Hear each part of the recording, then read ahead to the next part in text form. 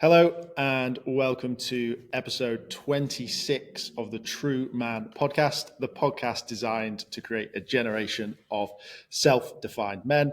Today, I'm joined by Sachin Malhi. Sachin, thank you so much for being with me today. How are you doing? I'm doing very well, thank you, Lewis, and I really appreciate the opportunity to speak with you today. I'm really excited to go through some really interesting content with you today. Yeah, me too. I know you've got a really interesting story that I can't wait to hear. But as always with these podcasts, we start with the big question, and that is, Sachin, in your own words, what makes you a man? Wow, what a question that is to start with, right?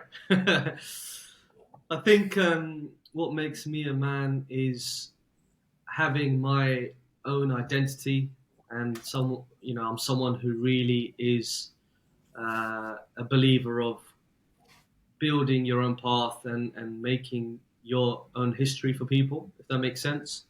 I'm all about someone who believes that I want to leave a legacy for people to hear my story, hear my experiences, and hopefully take something away from that and think to themselves, you know what? Being a man and being someone who is vulnerable is not a problem. And, it's best to be open rather than to refrain from expressing how you truly feel. Amazing. Thank you so much for sharing. So, Sachin, why don't you tell us a little bit about what it is that you do now? Because we've obviously met because of what you do now. Yeah, perfect. So I am the founder and CEO of a business called Career Mindfulness. Now, the interesting thing about this business is it's taken many different forms throughout the last year and a half. As you can appreciate as well, when you're in business, you've got to change with how things are going and which direction you believe your business is going in. So when I started the business, it was a case of thinking about how I can help employers with retaining staff and how to help them with mental health and well-being, especially looking at males and specifically ethnic minorities. And the way that it's sort of moved forward is I'm now in a position where I'm looking to help higher education. So the whole idea of that is when I was in my teens, I didn't really have the right guidance in terms of, being as successful as I could to go into the right industry. And what I want to do is I want to be that helping hand for that sort of generation now, which I'm sure you know as well, Lewis, is a very smart and, a lot more advanced than certainly I was when I was younger.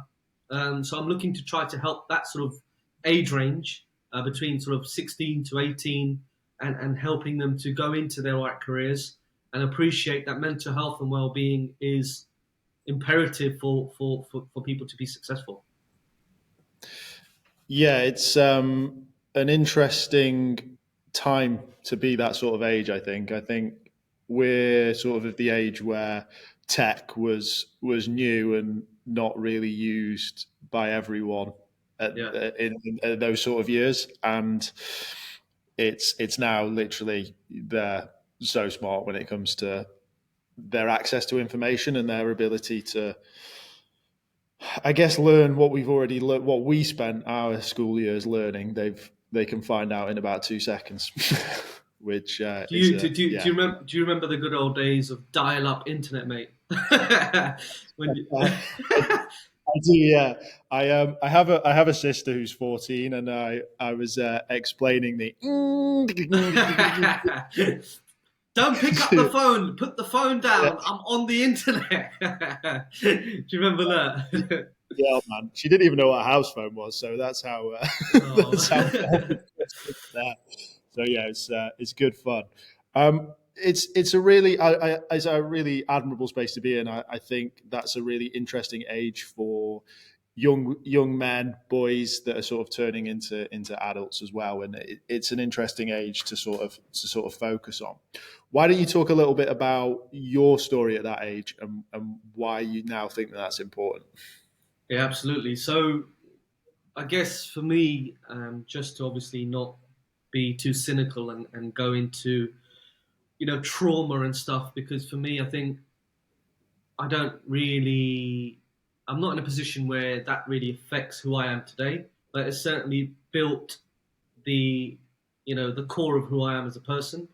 But sort of fast forwarding to secondary school and around the age of you know 14 and 15 years of age, um, I was very isolated, to be honest with you. I didn't feel as if there was anyone around who really understood who I was. And at this time, at that age, sorry, I didn't know that I had a neurodiverse condition. So I suffer from ADHD and OCD, which I found out later on in life. But going through school, there was a lot of troubles. There was a lot of things that didn't really make sense. And unfortunately, for my parents, they didn't really have any understanding either. So it was a case of me trying to be someone who I was fighting constantly throughout, those ages to say, what is wrong with me? Something's not quite right. Which direction do I go? So I had a million thoughts in my head. So for me, I think when I went through those ages, so again between the ages sort of 14 to 18, I just needed, as I mentioned earlier, that person or that individual or that mentor or that speaker, whatever you want to call it, to say, look, this is the reality of how things look. This is how you potentially can get supported, and this is how you ensure that you have a better future moving forward. So that's the reason why I believe that that's a crucial time for you to be spoken to, really.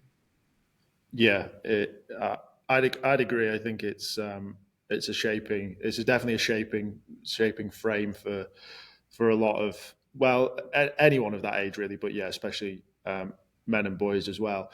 What is it that you sort of look at now? How do you frame it? Because obviously when I was in that sort of age, and yourself as well, we were sort of told of career for life and choose what you're going to do at that age. Whereas now it's very apparent that we switch and change, and that's more the norm than ever, Yeah, really. So how do you bring that to the that's forefront for these that's a guys? really good question, actually. I mean, so it's interesting you say that because if I think about when I grew up and being from an Indian culture, especially, you have that stereotype of Indian culture, right? Where your parents say to you, oh, you've got to be a doctor, accountant, a surgeon, all of these things, right?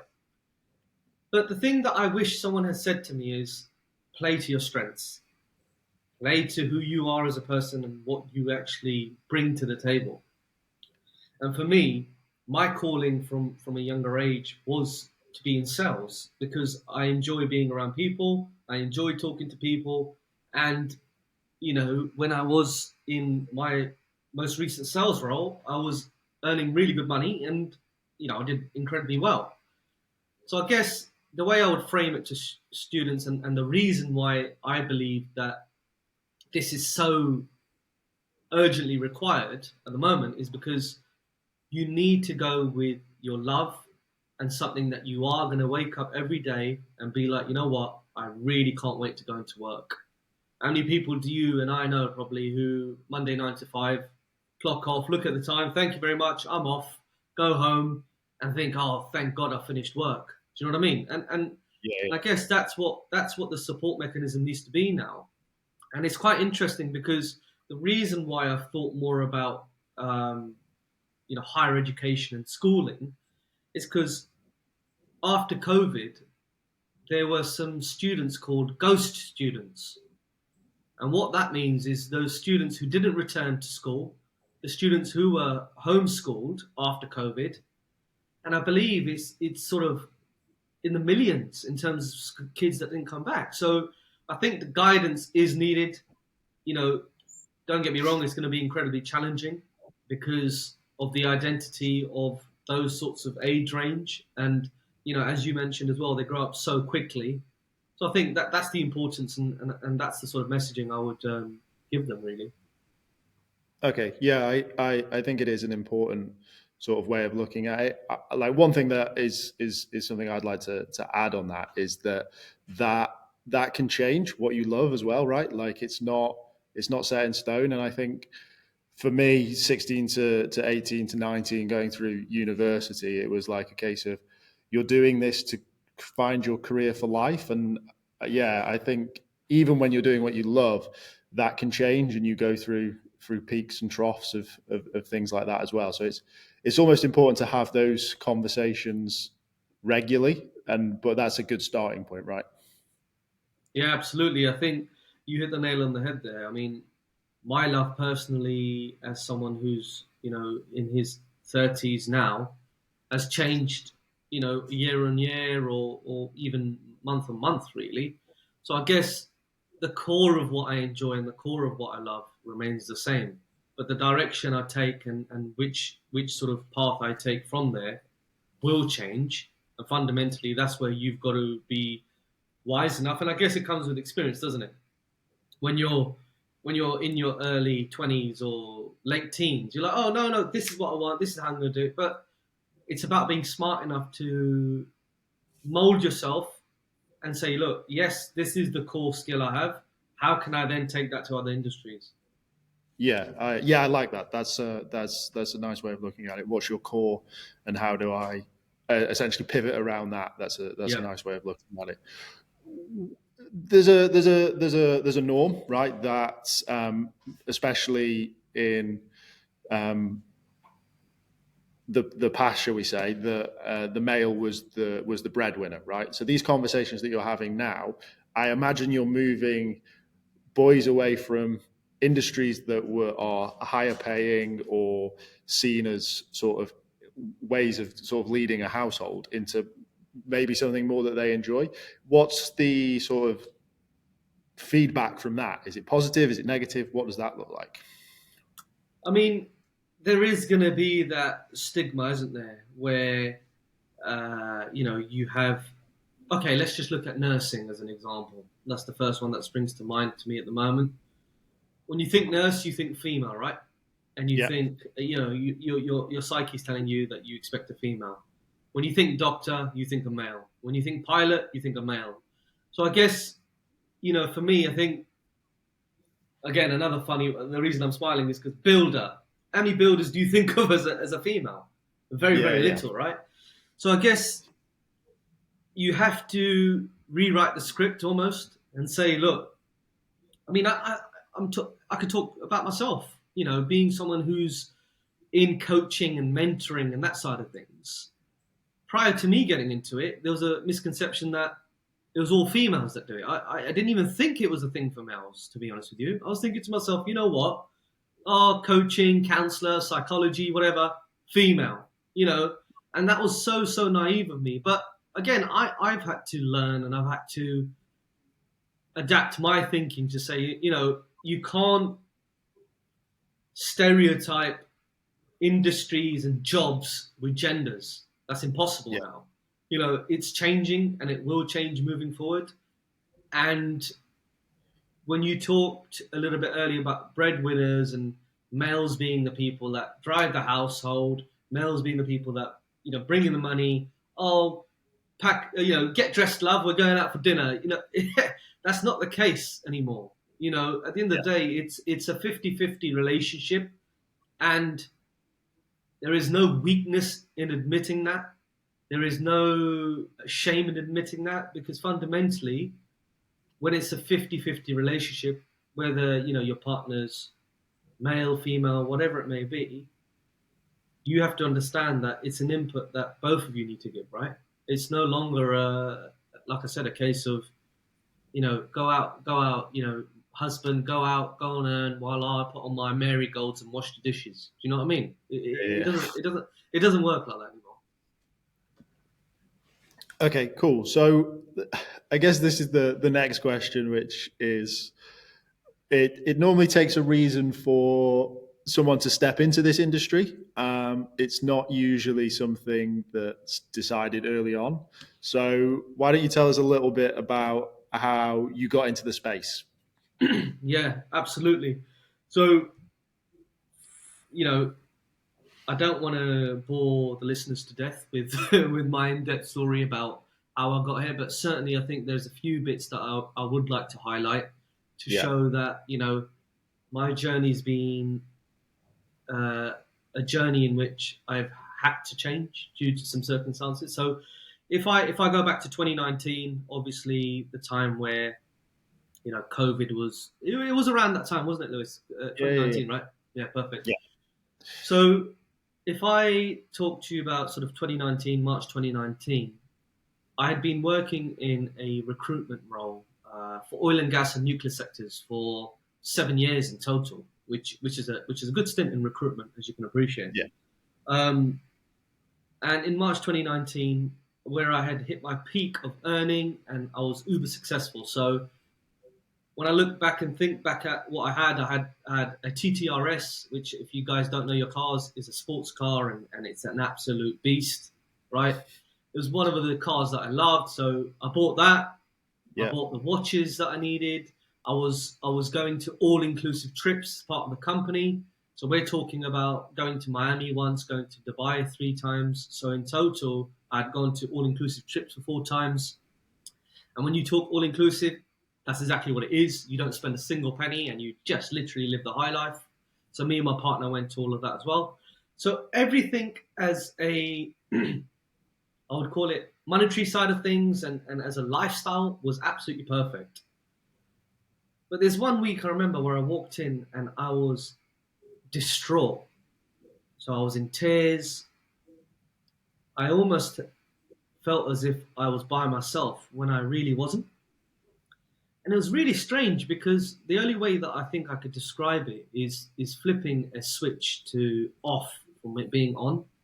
And also another analogy I think is quite accurate with this is being on top of that roller coaster like Oblivion in Alton Towers and just dropping, right? Yeah. So everything really, didn't feel right. And I was speaking to my partner regularly saying, you know what, there's not something not quite right here and I don't know what's going on.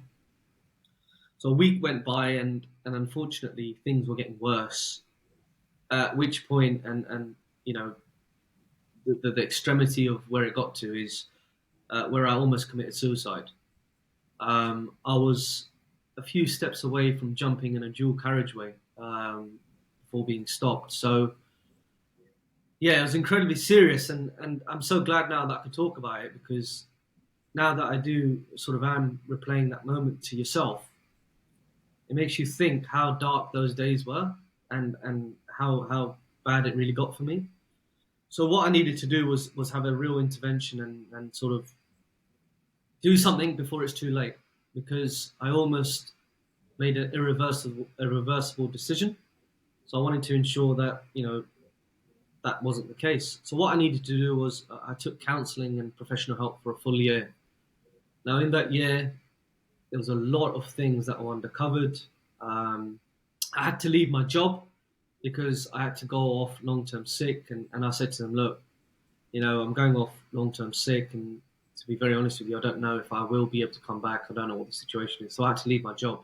So basically, overnight, I had to give up everything, which I've worked 7 years for, right? Yeah. So the actual counselling and talking to a professional, as I mentioned, was a very vulnerable conversation. My neurodiversity had come out of that, so I understood more about having ADHD and OCD. Yeah. In addition to that, I suffered from some serious childhood trauma, which was very unfortunate. But the good news is, after the year, I came out of that and I was a different man where my values were different, where my whole perspective on life was different, where I felt as if my value add to people was different. So what I thought to myself is I didn't want to jump out of the cauldron and jump straight back in. Yeah. I wanted to use my messaging, my skill set, and my experiences to help others. So that's where I created Career Mindfulness. And, I've been running the business now for a year and a half or so, or I believe almost 2 years, on and off, really.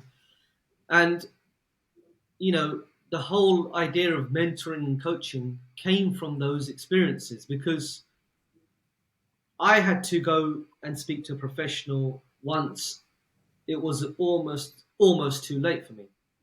Yeah. So I guess where I come in and why I've started to do this is because I want to help people before you need to get to that stage. Now, I'm not sitting here saying I'm a counselor or psychologist, not at all. One thing I am is I'm a human being who's actually lived these experiences. I'm someone who's as we're discussing today, I'm a male, and I'm also Yeah. from a ethnic background. So there's a lot of things, there's a lot of topics, there's a lot of conversations, there's a lot of ideas and things that are in my mind that I want to share with others and help really. And the goal for me is, if I can use my words, as I mentioned earlier, I think, to change people's lives or to stop them making a decision that they can't change, then I've won and I've succeeded. Yeah, so I guess that's why I've created this, and that's why I'm in this space. Thank you for sharing. I guess it's a common theme, right? Is finding support. I guess too late, realistically, because if if you were successful, it would have been too late. And there are men and that are successful and never seek that help. I guess my question to you is, how did you build up the courage to seek that help? Because I know for a lot of men, that is a scary thing to do. Oh, that's a fantastic question. And if it wasn't for my partner, I probably wouldn't have today. Now, the reason I'm obviously explaining this to you is because, so I'm married to a female, and the reason why I mention that is because, again, it's this whole positioning of, I'm a male, I'm Superman, I'm fine, I'm great, there's nothing wrong with me, I'll get over it. Do you know what I mean? Yeah, And with the support of my wife, she said to me very clearly, look at X, Y, and Z incident, look at the way things have been going for you. If you feel like you do, it's time for you to maybe consider speaking to someone who may be able to help. And when she first spoke to me about this, and I remember driving back from visiting my parents, I felt really, really cut and upset, because I felt as if the person who loves me the most was questioning my integrity, was questioning my behavior, was questioning who I am, and you're almost like, wow, you're meant to be backing me, eh? And you're telling me to do something. And I am extremely thankful that she said that, because if I didn't do that, I mean, I'll be honest with you, Lewis, I don't know where I would be today. And to be honest with you, the thought frightens me of where I could have been if I didn't take that support or get that professional help. So to answer your question, despite it being my partner, I think everyone needs some sort of reality check, or that almost a little guidance, and here, you need to sort of do something, because if I didn't have that, I wouldn't have been in the position to do it, to be honest with you. yeah. It's hard. You've got to find the right person to open up to, and I think you're in a fortunate position that your partner was the right person, and it isn't always the case for a lot of men. And I think it's a case of choosing that person wisely, as well as, like, who do you actually open up to, because not everyone's partner is going to be as receptive or as open and as honest as yours was. And is like, that's something that I think is important, is to, if you are going to do it, think about who you're opening up to and make sure that you think it's the safest person to open up to. And I guess that my advice to that is if it doesn't seem right, it's probably not them. Yeah. But yeah, that's Could just could what I it is. could I just add to that, Lewis? Of And course. I really I'm really glad you said that, actually, because I'm extremely privileged in the sense of having someone who was, at the end of the day, the thing I keep thinking to myself is, if I hadn't have had the partner who really could empathize or support or help me when I'm vulnerable, then I probably wouldn't have been able to get that help. And let's just say, for all intents and purposes of this conversation, if I didn't have a partner like I did, for me, who would that have been? Potentially could have been family, potentially could have been good friends, or anyone else who I believed and trusted enough to have that conversation with. And that's the key, I think, is that trust, and that, you know, you can't be reluctant to be transparent, if that makes sense. The Yeah. transparency is very, very important. And if you have someone, whoever it may be, that you're able to do that with, that would be my suggestion to say, look, that's the person to use. Because if you can't be open and honest and be vulnerable or share your darkest days with that person, then maybe that person isn't the person you turn to. Yeah, definitely. It's tough. It's tough to open up, but it's even tougher to open up to the wrong person. So yeah, that would be my sort of word of warning with it, is try and make sure it's the right person. And if you are struggling to find that person, it might even just be a stranger, because they're probably more likely to listen, and have no preconceptions. And that's essentially what you're looking for, right? Is the lack of Yeah, preconceptions. It's just judgment-free space, gonna tell you how it is, and then you can make your informed decision from there, right? absolutely agree. 100%. Yeah.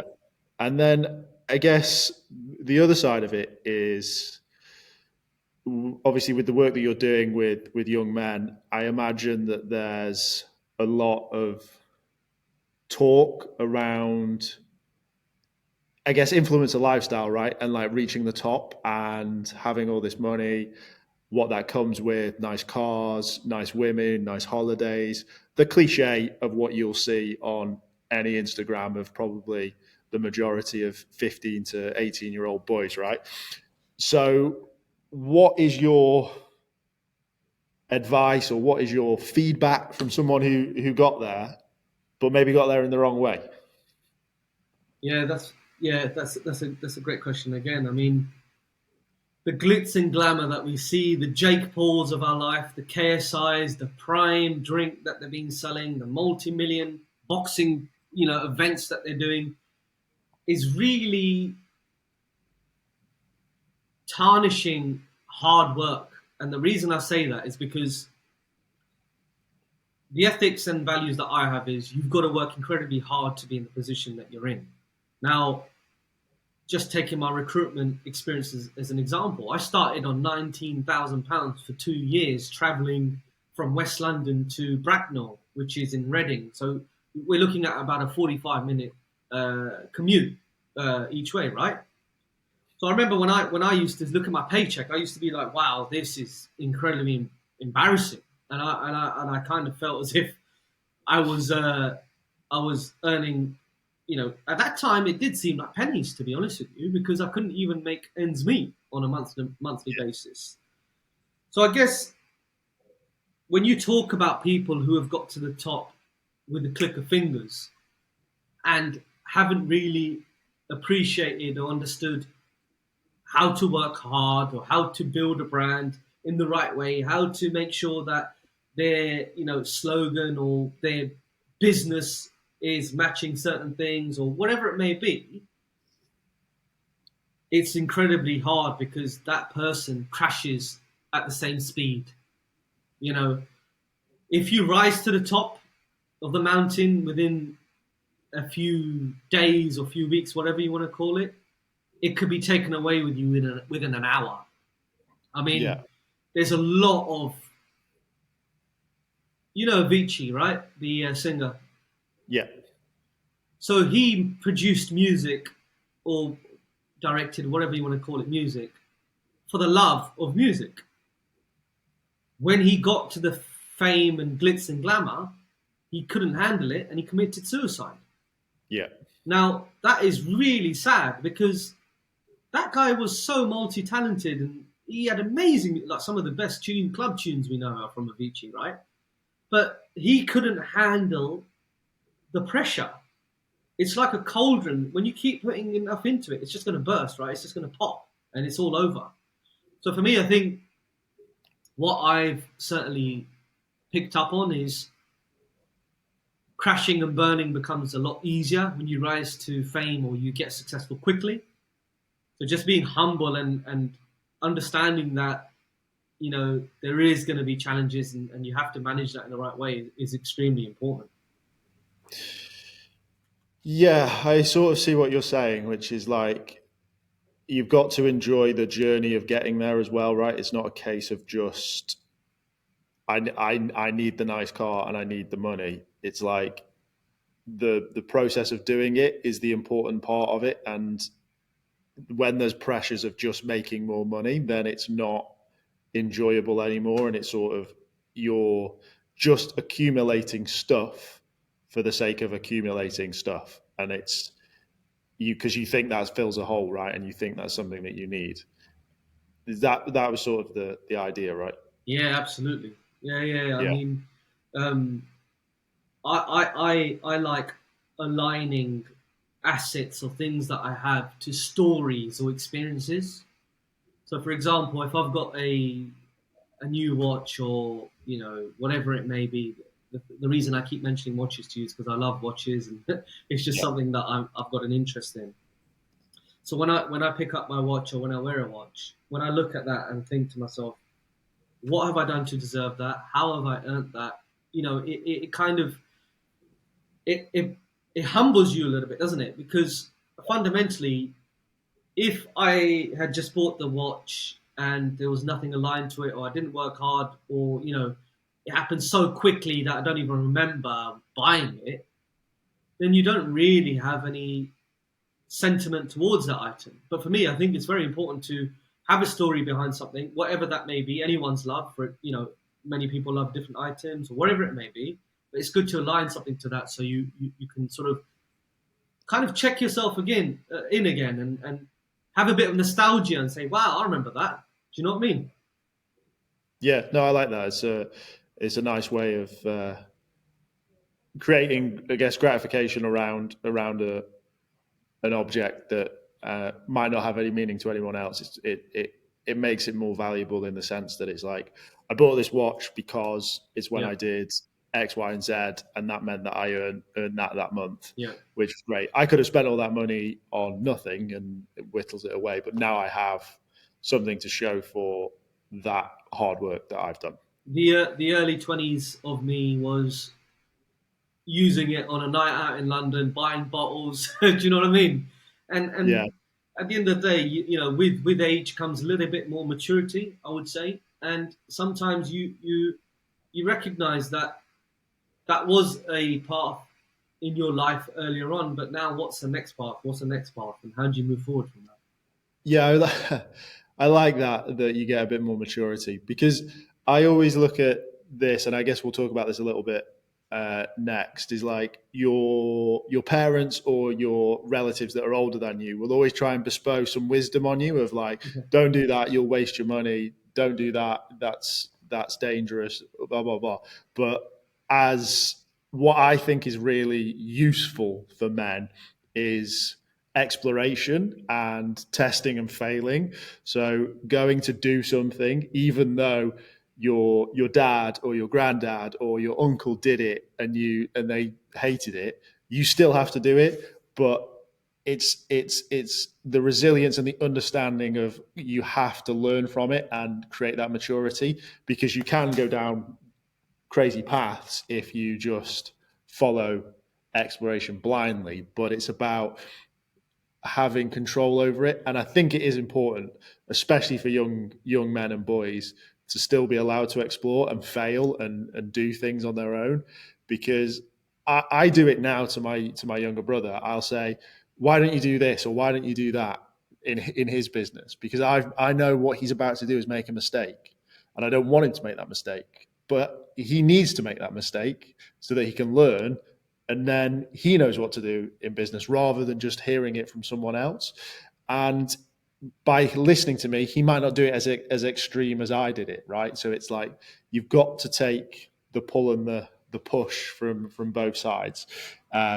Is my view on that as well. So I think if you're a kid and you're making money, do spend it a little bit silly, because then you can learn a little bit from it. Here's you sounding like that uncle, mate. Yeah.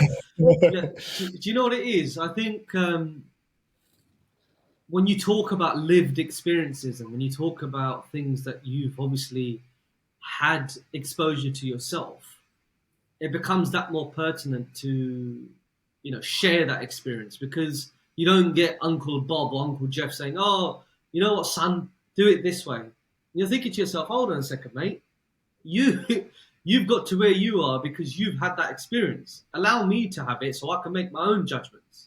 Yeah. So, and I guess, and I get, the reason I keep sort of referring back to my culture and my background, and I think it's important to stress this, is because when you think about, especially the Indian community that I'm from, you don't get to fly and you don't get to fly solo most of the times, and you don't get to spread your wings pretty much all the time, because you have someone looking over your shoulder, making sure that you're making those baby steps. Because to my father, who's in his late 60s, I'm still that 5-6 year old kid that he's had to see grow up. But sometimes I think families, be it Indian families, be it white families, be it black families, whatever, there are people who just don't like letting go. And you have to let go, mate. You have to let that person explore, as you said, and make their own destiny, become someone. Do you know what I mean? Yeah. So can we talk about that a little bit more? Like, what does that upbringing look like, so that people can try and get a more understanding? I'm the youngest of 4 boys, so that's where I like to start. So I hated this for a large proportion of my life, where they used to tell me, my brothers used to tell me, "Oh, you're spoiled. You got more than we did," and I'm like, "No, I'm not spoiled." And now I look back at my life and think I was quite spoiled, to be fair, but I wasn't spoiled in comparison to individual or sort of people who are my age, if that makes sense. Yeah. I was spoiled in comparison to my brothers, because fundamentally they have a small gap between the 3 of them, and then there's a gap, and then there's me. So generationally, I was spoiled for them because they had seen a different life to what I had. Now, away from my brothers, my parents kind of, especially my father, he ruled a bit with a stick, to be fair, where he believed in discipline. He believed in, if my child's wrong, I will give him a clap around the ear. I would, shout at him. I would make him feel scared, or all of that side of things, which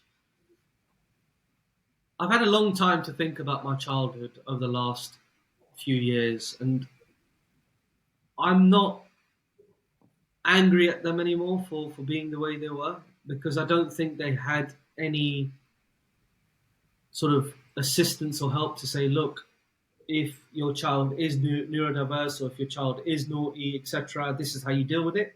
Because all they ever saw when they grew up was their parents either, slapping them or whatever it may be, shouting at them. So that's all they've seen, right? So you can't really have a go at them because they don't know any different, right? They're not educated enough to understand that, because no one's actually told them.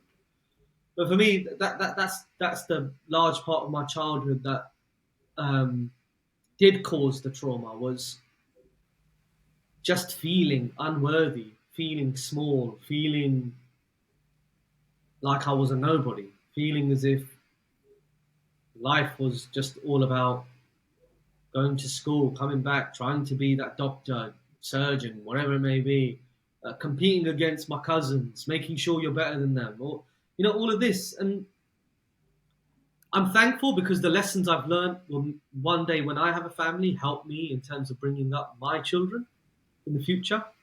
Yeah. And I am also thankful that, despite my parents making all these errors and what I see as causing, a lot of scars and damage to me, they still done as best as they could. They gave me a roof over my head. They provided me with sufficient things for schooling. They helped me through the whole system. So there's a lot of things I'm thankful for, but it's a double-edged sword, really, because they did great, but they also did really badly at the same time as well. So... Yeah, I literally just mentioned to you before we started, I was doing a podcast yesterday talking about positive male role models, and obviously parenthood came up as one of those things. I'm not a parent myself. I am a son, so I have been parented. Yep. In that sense. But we were talking about that cyclical thing of history repeating itself. And it's interesting that you've touched on that and sort of said that you've learned from it. So I guess my question to you is, what do you think has changed that has allowed you to learn from your parents rather than repeat your parents' behaviour? That's a good. You're really coming out with all the decent questions today, Lewis. You're on fire. Hey, that's my job. Fair play to you. That's a great question. I think it comes down to a lot of the things that you and I mentioned a bit earlier in this conversation about where the male is no longer seen as the sole breadwinner or seen as that guy who's going to be with the suit on, with the shiny shoes, like I said, going out, earning a living while the missus at home cooking dinner. That's not the case anymore.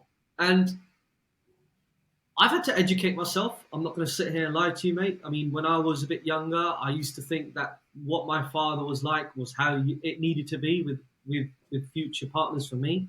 And obviously, I've made mistakes. I can sit here and say prior to me, obviously being my wife right now, I've had some shocking relationships previously to this, and I've had to educate myself and take some ownership and think, how can I be better? How can I ensure that I don't make the same mistakes as my father did? What is it that he's doing that I didn't like? Do you know what I mean? So I guess in answer to your question, a lot of it comes from within, but a lot of it needs to be triggered out of you. Everyone has it, I think. Every male has it. But it's just a case of, maybe your surroundings, your atmosphere, what you're around, who you meet, how you want to obviously, become better, or do you just want to be that same old male that we've all heard about that, to be honest with you, no one really wants to be. Let's be honest. Yeah. Yeah, it's interesting. I mean, it's new for me, right? It's something that I'm now exploring as well because it's interesting. And I think you touched on a few things that are what I'm thinking, which is that we're not living in the same village. We're not meeting the girl down the street, marrying her and having kids, and it just being a conveyor belt. And that sort of is allowing for us to have different influences, which is always a good thing if you take the right things from them, right? But I think that's probably one of the big things, because there are people that still go in those cyclical cycles, and they're probably less exposed to more of the world. And I think that's sort of where I'm at with it. And also, we go through more relationships. So you have more reflection time. You go, well, why didn't that work? What worked well? What didn't work well? Why didn't that relationship pan out the way I wanted it to pan out? And then you take that into you hopefully better yourself for the next relationship. And again, I think that all comes from life exploration as well. Sorry to interrupt you. I was just going to pause you there for a moment, because that is exactly what happened with my parents. They were married at first sight. When I think to myself about how I sort of got married to my current missus, is I took time to get to know her. I took time to understand her. What were her values? What were her ethics? How would she potentially support me? My mother and father got married without even knowing each other. Now, how scary is that, mate? Look, at the end of the day, for me, I couldn't think of a worse nightmare. If I said to you, Lewis, look, here's Julie down the road. You've got to get married to her tomorrow. Good luck. You'll probably break down and be like, Sachin, you've had something to smoke, or there is something wrong with you, mate. That is not happening. Do you know what I mean? And the reason why I mentioned that to you is because it relates to what you just asked a bit earlier, is how do we get away from that cycle or that sort of conveyor belt system of this is how it works. We've done that. The generation that I'm in has started to do that. Don't get me wrong. There will be that odd occasion where people do feel comfortable doing that sort of married at first sight thing or whatever. But for me, I think because we as a society has moved forward to say, look, this whole arranged marriage thing that Indians and ethnic minorities are doing, it needs to be changed. So I think Yeah. in hand in hand, people thinking, etc., is changing as well. Yeah, it's yeah, I'm smiling because I'm thinking about my first ever like girlfriend, and I'm like, Yeah. Jesus Christ, I'm glad I didn't marry her. Um, uh, like at school, but yeah, it's interesting. Is that something that's changing throughout your culture as a whole, or is it more from sort of Western influence that's changing? What's happening on that side of things? Yeah, I think it is certainly changing as a whole. I mean, India, as the country back home that I like to refer it to as, it is becoming a superpower, right? Yeah, It's a massive economy. You know, we've got an Indian Prime Minister, right? Rishi Sunak's in power now. So I think yeah, when you think about how much progression we've made as a ethnic minority or culture, whatever you want to call it, over the last 10 to 20 years, it's massive, and it's becoming more and more advanced, and it's becoming more and more sort of westernized, is how I'd like to call it. Because for many generations, you look at so when I look at my parents' age, so let's just say 60 pluses, within the Indian culture specifically. yeah, You look at some of the relationships, mate, and Lewis, I promise you look at some of the couples and you're thinking, wow, how are you guys living together? And there's a few examples of where I know where the husband and wife sleep in separate rooms and they literally cannot stand each other. Now, for me, why go through that? Why look? The divorce word used to be frowned upon. Oh no, not divorce. Divorce is probably the best thing to do when you're going through something like yeah, that, because that allows you to live life a bit happier. You're miserable. Don't worry about it. Find someone else, explore if you need to. And I think it is 100%, becoming more westernized. Don't get me wrong. There's still a lot of places where they have a long way to go, but certainly the movement is in the right direction, I would say. yeah. It's interesting. I'm like, this is the first conversation that I've had about it, or yeah, it's new to me as well. So it's interesting to sort of get an understanding. But yeah, I think even with I'm sort of like the generation of divorce where divorce became sort of trendy. I think like a lot Right. of like we were the first kids to go through divorced parents properly. I mean, there was probably Right. some a little bit older than me that had divorced parents, but it was yeah a bit more common. But people still didn't really know what to do with it.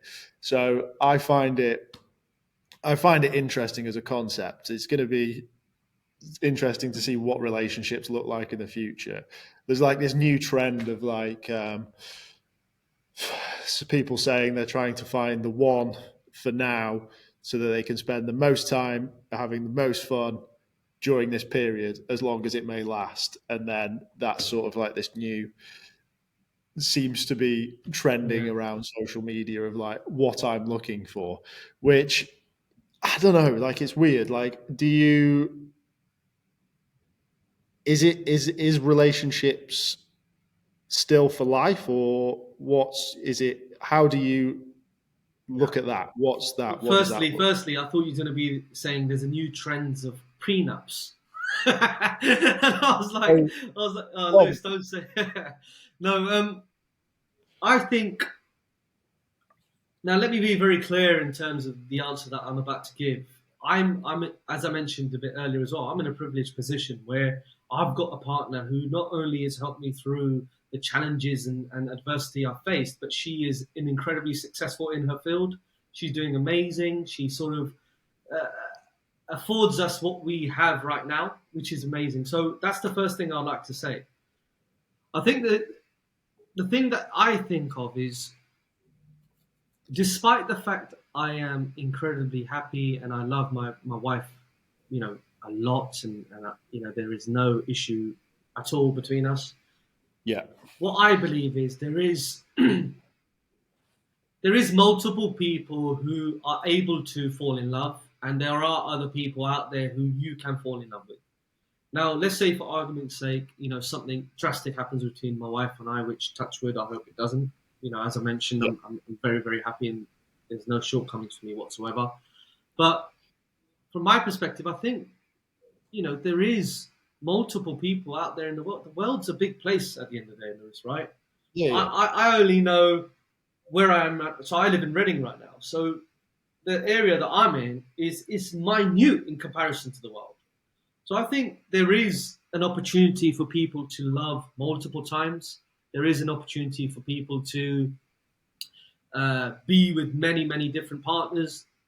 But the thing I would add is, sometimes in life, you've got to weigh up your pros and cons and realize the grass might look greener, or there might be things that I could potentially explore or, have with it. For me personally, because obviously I'm attracted to females, there might be a different woman who might offer something else. But you have to come back home and see what is it that you have within your space, within your bubble, and how is that going to change by going to X, Y, and Z. And for me, I think you've got to weigh up the options. And for me, I think that's the most vital thing in any relationship. Yeah, I wasn't trying to throw you under the bus there. I realised, as I was saying the question, I was like, this is the part where you need to turn off the podcast. Don't worry, I'll warn her when she listens to it.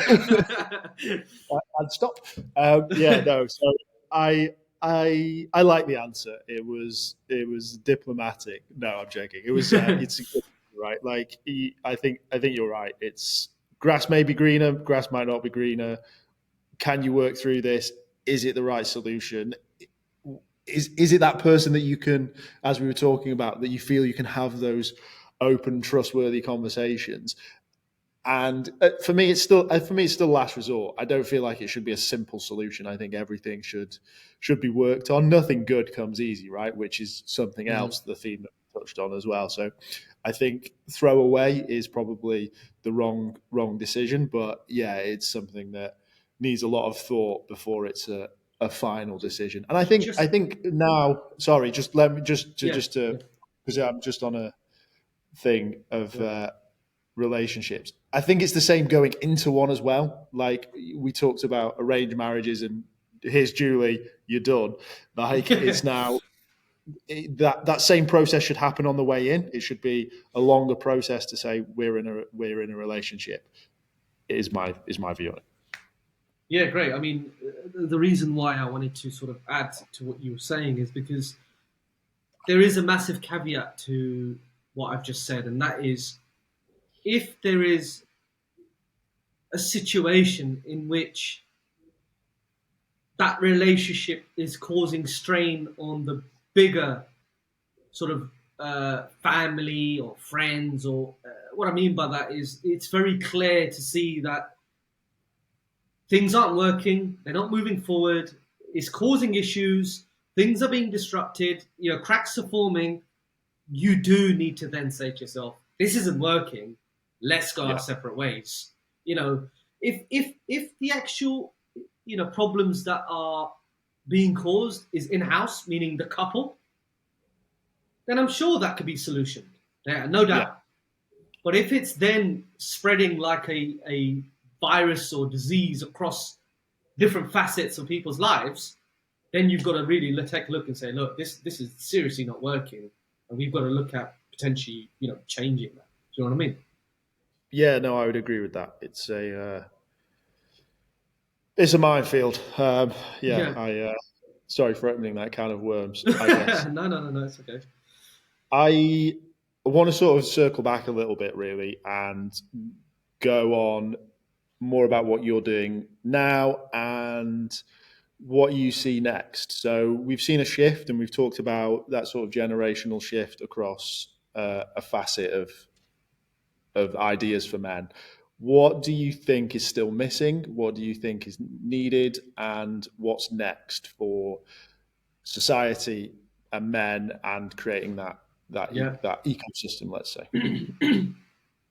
I don't like to use this stat, but it's something that has I would say, scarred me for the. I don't know whether I can use a phrase like this, but it scarred me for the right reasons, if that makes sense. I'll explain. So, every 7 minutes in the construction industry, a man commits suicide.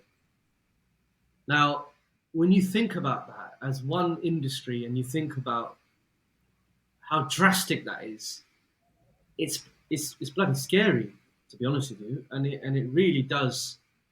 Um, I don't know. For me, it kind of hurts really deep within, without me actually being, related to or having that relationship with that person. It makes you think really, really hard about where are we as a society. And for Yeah, me, I think men have an incredibly long way to go. But the journey has just begun for us in the sense of you and I today. I mean, this is a great example. We're having a really open and authentic conversation about matters that, if we looked at, I would say as much as 5 years ago, wouldn't happen. yeah, Men wouldn't do this. And like for me, sort of speaking to you several times now, you're the way you come across and the topics that you're trying to really home in on is so important because, correct me if I'm wrong, Lewis, that you do this because, similar to what I've said to you earlier on, where you want someone to listen to this, you want some of your listeners to say, look, whatever Lewis talked about is so important for me and it's going to help me. And for you, I assume that is satisfaction, right? yeah. It's whatever the help comes from this is. I just like if I'd helped one person, it was amazing. But I'm getting too many. Well, not too many messages. Please keep messaging me if you're still listening. I'm getting a lot of messages. The last couple of weeks, I've had, I think, probably a message a day, which for a small podcast is quite impressive. Of someone saying, "I'm really liking what you're doing. It's really important conversations," and every single one of them is picking a different part of it, which is great. But yeah, it's whatever you take from it. Please just take something from it, and whatever that turns into is Yeah, amazing. and the reason I mention that to you is because, look, you and I obviously are doing this because when I spoke to yourself, you were really tackling something that was incredibly important to me. And I think the more people and the more men that speak about this and the more voice that we have allows us to then, you know, grow the understanding, understand more about cultural differences, understand more about societal differences, understand more about, how individuals positioning themselves in different ways and how can we help that.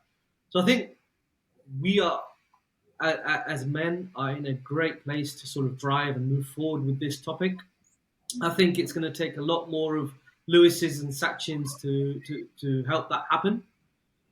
But we have to start somewhere, and the voice has got to start somewhere, and I think it's only going to get more and more prevalent as we move on, really. Yeah, I like that. Thank you. Thanks for sharing that sort of final thought on it. I agree. I think more conversations. I love hearing about people that are having conversations. I love that people come to me and say, I've spoken to my partner, my friend, in the most obscure of industries, the last place that you expect someone to say that they want to have this conversation. And it's great, and I agree. Just more of me, more of you, more of lots of other people. Just talking about this is what is, I agree, is what's needed. Sachin, honestly, thank you so much for sharing today. I really appreciate you coming on and sharing your story and having your input. I'll leave the final thoughts with you, and if you want to just sort of remind people where you are, how to find you, and if they want to reach out, what's the best way to do that? Yeah, thank you very much, Lewis. Again, thanks a lot for having me on this podcast today. I think it's certainly opened my eyes to a few things as well. And I think you're great, mate. And there's no doubt that you're going to be extremely successful moving forward. I think the way you've hosted this session is incredible. So really appreciate that to start with. Thank you.